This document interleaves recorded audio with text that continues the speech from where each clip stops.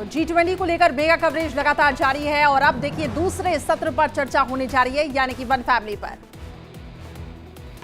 और हमारे साथ हमारे 3 सहयोगी जुड़ चुके हैं हमारे साथ विवेक शांडिल आपको नजर आ रही है, अदिति हमारे साथ बनी हुई है। अदिति, क्योंकि आप वहीं पर मौजूद है, अब क्या तस्वीरें वहां पर क्या और क्या कुछ वहां पे अपडेट आप देख पा रही हैं? तो करिश्मा और सोनिका, एक बार फिर से अपने दर्शकों को हम प्रगति मैदान ले आए हैं। प्रगति मैदान जो होस्ट कर रहा है, जो वेन्यू है इस वक्त G20 समिट का, G20 समिट जो अब G21 हो गया है। तो आज सुबह से ही जिस तरीके से एक के बाद एक तय कार्यक्रम के मुताबिक सुचारू रूप से यहाँ चीजें चल रही हैं, उसे देखकर एक बात तो साफ हो जाती है कि जो व्यवस्था की गई थी, जो अरेंजमेंट्स किए गए थे इस बड़े इवेंट के लिए, वो बहुत ही बेहतरीन तरीके से किए गए थे। और यही वजह है कि बहुत ही स्मूथली सारे जो यहाँ पर कार्यक्रम होने हैं वो हो रहे हैं। पहला समिट हो चुका है, दूसरा समिट हो चुका है, अब से कुछ देर बाद प्रेस ब्रीफिंग होगी। लेकिन इस इतर एक बात जो यहाँ कहनी बहुत जरूरी है वो ये है कि इस बार G20 समिट की मेजबानी कर भारत ने पूरी दुनिया को बता दिया है कि विश्व मंच पर उसकी क्या साख है, क्या उसकी पोजीशन है, कितना स्ट्रॉन्ग प्लेयर है वो, और भारत कैसे वर्ल्ड ऑर्डर को अब डिफाइन करता है। हम अपने दर्शकों को अब 20 तस्वीरें अपनी टीवी स्क्रीन पर दिखाएंगे। ये 20 तस्वीरें देखिए जिनमें प्रधानमंत्री नरेंद्र मोदी हर देश से आए प्रतिनिधि से, राष्ट्राध्यक्ष से निजी तौर पर मिले, उनका स्वागत किया, उनसे बातचीत की। और साथ ही ये तस्वीरें बताती हैं कि भारत कितना ज्यादा सशक्त है, भारत कितना ज्यादा मजबूत है, और प्रधानमंत्री मोदी के नेतृत्व में दिन प्रतिदिन भारत कैसे एक महाशक्ति के रूप में, विश्व गुरु के रूप में आगे बढ़ रहा है, उभर रहा है।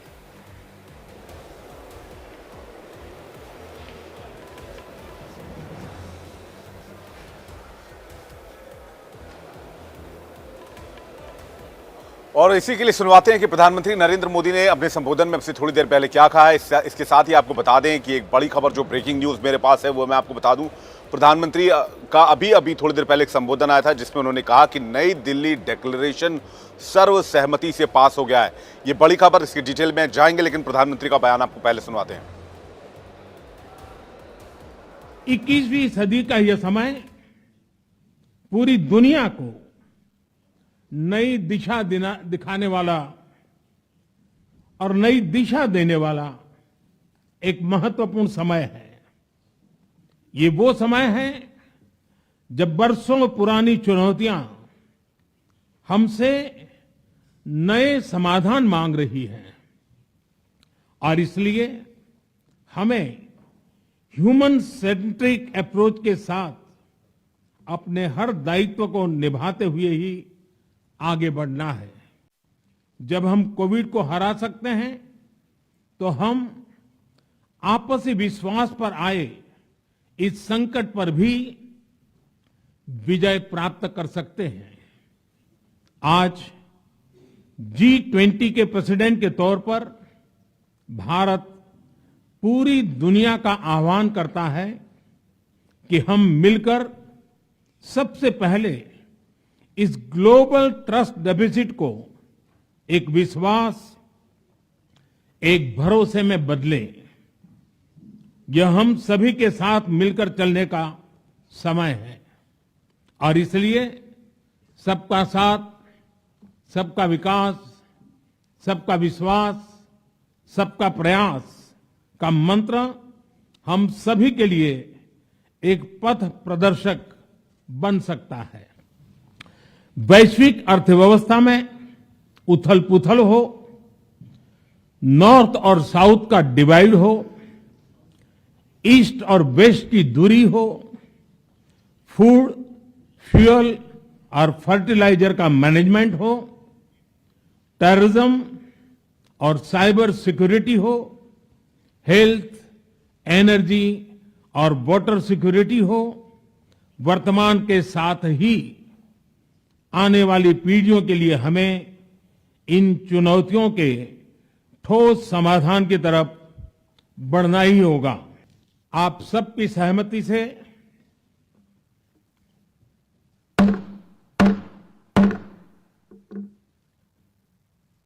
आगे की कार्रवाई शुरू करने से पहले मैं अफ्रीकन यूनियन के अध्यक्ष को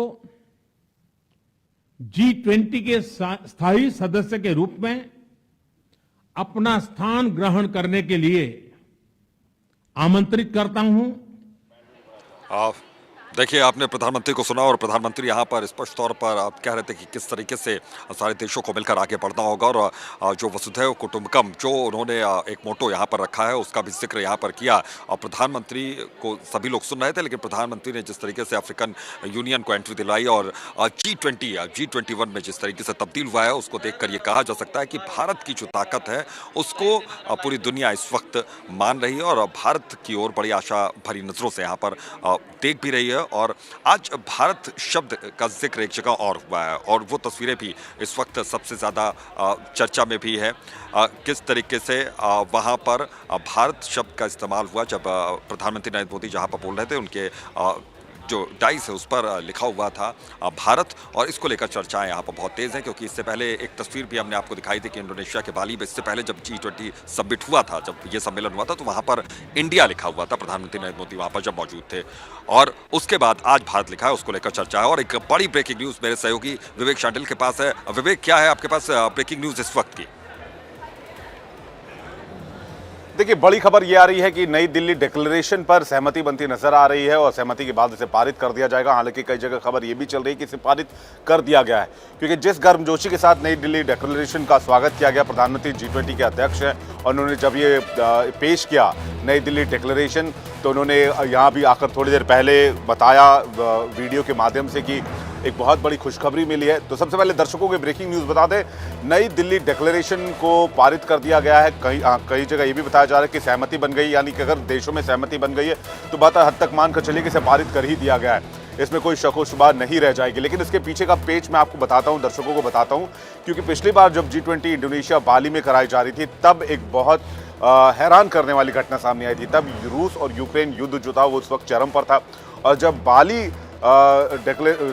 डिक्लेरेशन समिट पारित किया गया जाना था, जब ये घोषणा पत्र रखा गया, उस वक्त रूस के मंत्री को जाकर बाली इंडोनेशिया के प्रधानमंत्री ने पर्सनली कहा था कि आप चले जाइए वापस, आप जब ये डिक्लेरेशन रखा जाएगा तब आप वहां पर ना हो, हम ये चाहते हैं। और ये यूरोपियन कंट्री और अमेरिका के दबाव में किया गया था और ये इसलिए किया गया था क्योंकि जो ये बाकी के कंट्रीज थे वो दबाव बना रहे थे कि रूस यूक्रेन युद्ध का विरोध होना चाहिए, रूस का विरोध होना चाहिए। तो ये उसको डिक्लेरेशन को लेकर वहां विवाद हुआ था। लेकिन अच्छी खबर ये आ रही कि इस डिक्लेरेशन को, नई दिल्ली डिक्लेरेशन को पास कर दिया गया है। प्रधानमंत्री का वो बयान जल्दी से दर्शकों को सुनाते हैं, आइए सुनते हैं।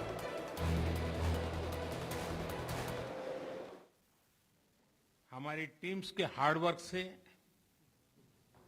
और आप सभी के सहयोग से नई Delhi G20 leaders summit declaration पर सहमति बनी है।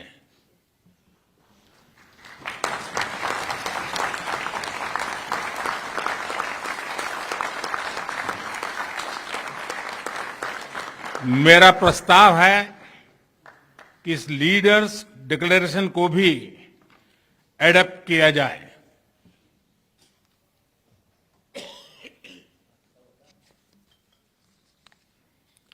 मैं इस डिक्लेरेशन को एडॉप्ट करने की घोषणा करता हूं।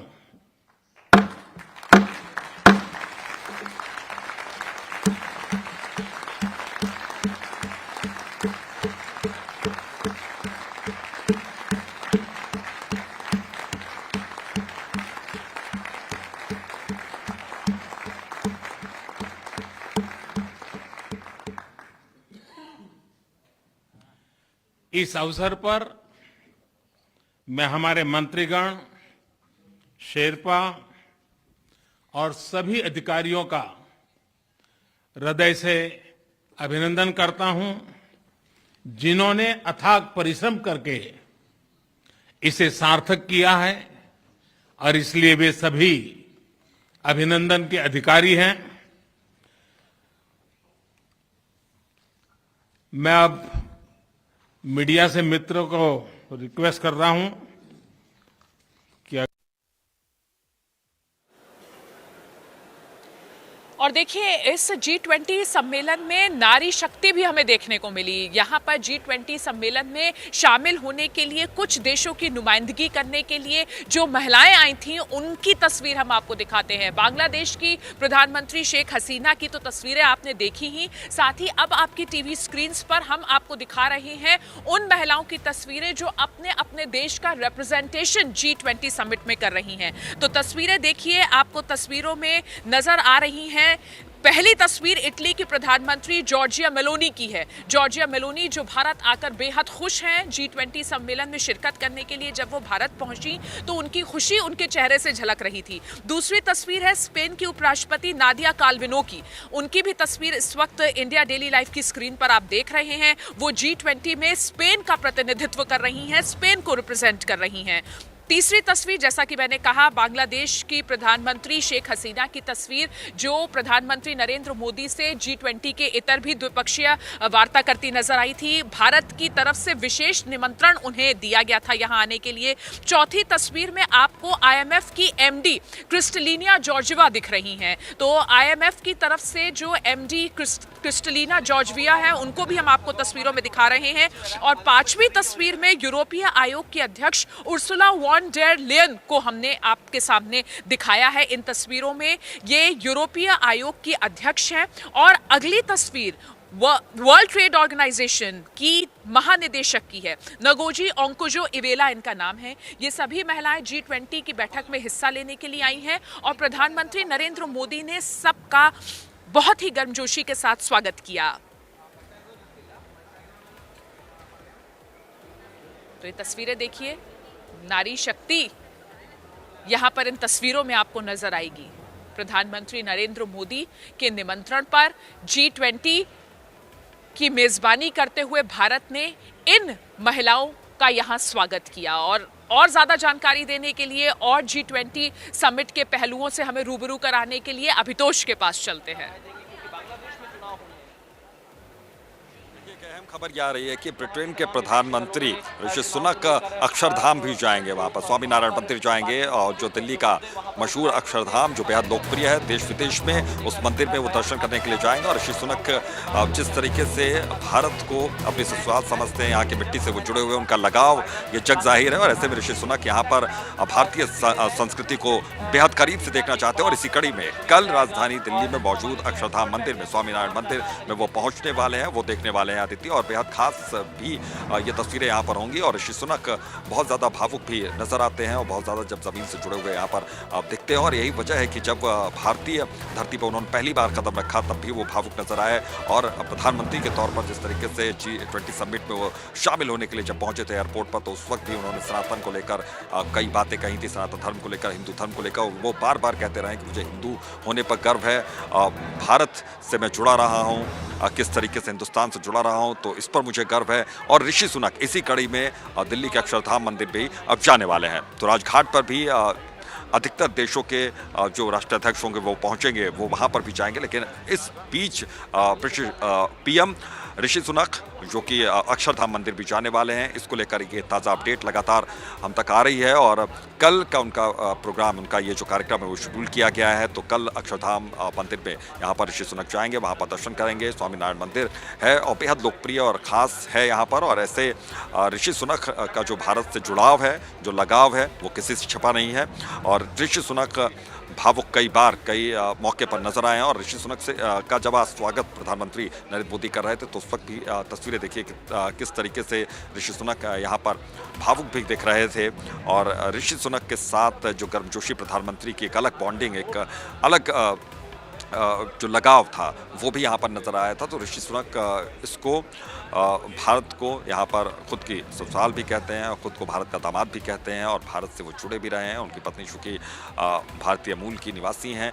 और ऐसे में ऋषि सुनक का भारत में आना, भारत की कला और संस्कृति से रूबरू होना और अक्षरधाम मंदिर जाना, ये दिखाता है कि ऋषि सुनक कितना ज़्यादा खुद को भारत से, हिंदुस्तान से जोड़े रहते हैं। और न सिर्फ निजी तौर पर बल्कि अगर विदेश नीति की बात करें तो वो भी यहाँ पर उनका जुड़ाव लगातार बना रहता है। तो इसी से जुड़ी कुछ और अपडेट, G20 में और क्या कुछ हो रहा है और इससे जुड़ी कुछ अहम पहलुओं पर इस वक्त रोशनी डालने के लिए मेरे सहयोगी विवेक शांडिल्य जुड़े हुए हैं। सीधा उनका रुख करते हैं। विवेक, आपके पास क्या बड़ी खबर आ रही है इस वक्त की?